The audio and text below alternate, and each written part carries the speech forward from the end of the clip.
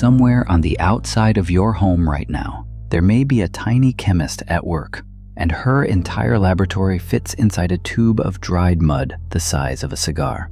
She has no formal training, no equipment, and no idea that what she does defies something modern medicine has spent decades trying to fully replicate: keeping living tissue fresh, without a heartbeat, without oxygen flow, for weeks at a time. She is a mud dauber, a solitary wasp, and what she has actually mastered is a form of biological suspended animation. Here's the puzzle her work presents. When most predators catch prey, that prey is either eaten immediately or it starts decomposing within hours.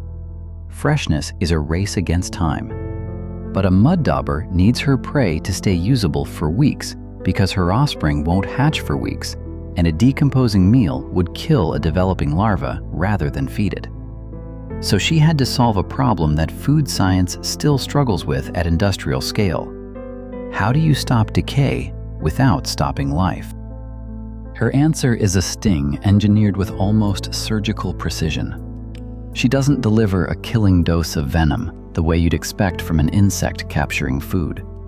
She delivers a dose calibrated to disable the nervous system just enough to eliminate movement while leaving the spider's internal systems running. Heart still beating at a fraction of normal function. Metabolism still ticking over at the slowest possible rate. The spider isn't dead.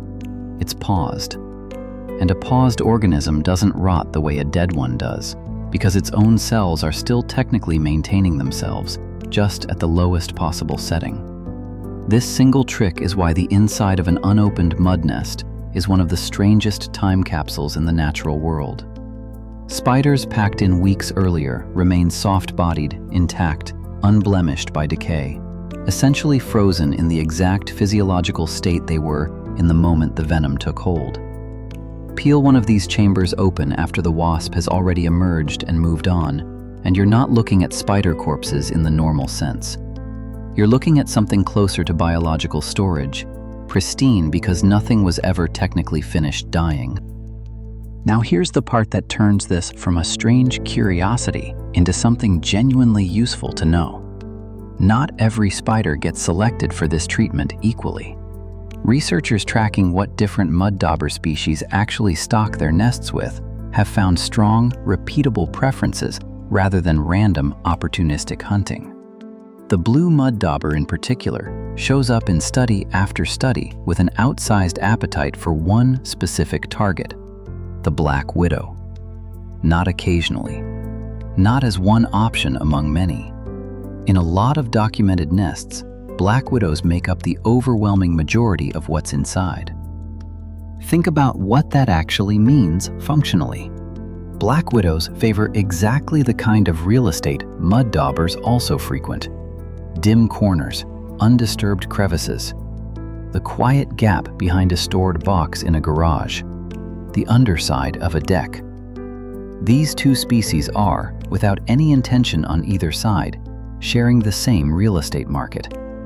Except one of them is systematically hunting the other, dose by dose, tube by tube, converting a spider you'd genuinely want removed from your garage into paralyzed cargo sealed inside a wall.